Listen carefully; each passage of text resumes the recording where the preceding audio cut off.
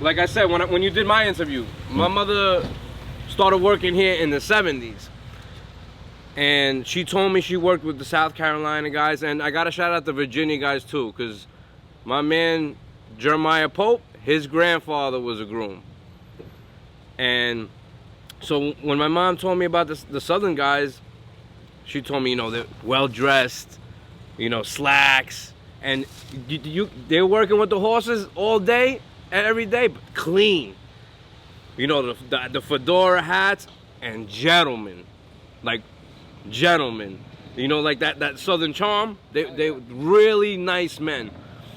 And she said they were the best. They would make their own mashes, you know, especially in the wintertime. They were like, she said they were what'd she say? She said they were like magicians, but she said it in Spanish, magos. Magicians in Spanish is magos. She's like, they were really great.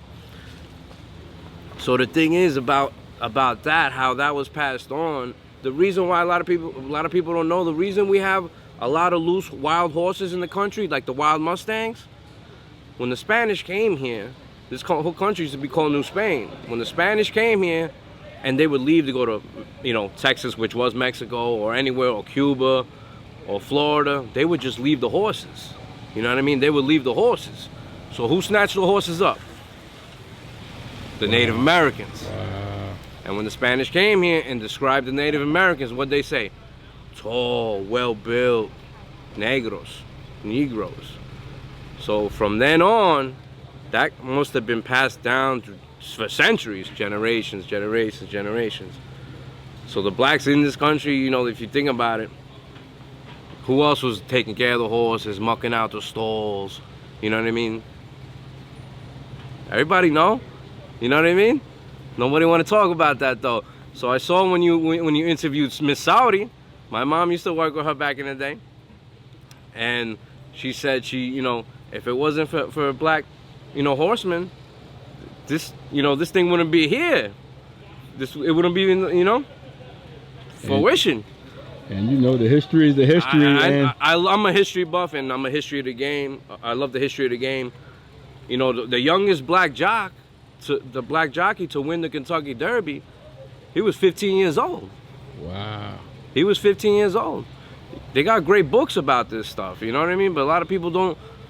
It's like I say nowadays, you know, two things people don't do in this country: read and mind their own business.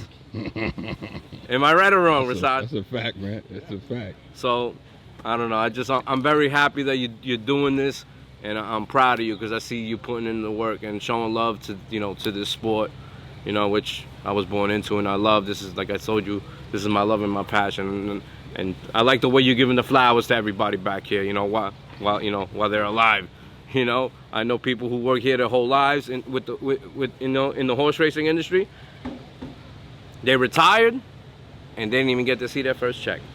Wow. Imagine that. So people, like I said, this game is the best. I love this game, but this game also takes away from you also, you know, but it is what it is. You know, for me, I'm not trying to rewrite history. Exactly. Everybody got their own story to tell, man. Exactly. And you know, I just want to hear the stories. I'm a fan of the stories from horsemen. Yeah. And everybody got their own perspective of this game, and rightfully so, because they walked in them shoes. Absolutely. Me combing these barns is a brotherhood back here, man. Absolutely. Like, it's a family. It's a family thing. No matter.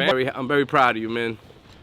I'm very proud of you. I'm very happy, you know, that your podcast and your Facebook page has been very successful. I've seen it. Like I said, I got to catch up on all the videos, man. You've been posting a lot, man. All right, Doug. Thank you, buddy. All right, Rasan. Yes, sir. One love, man.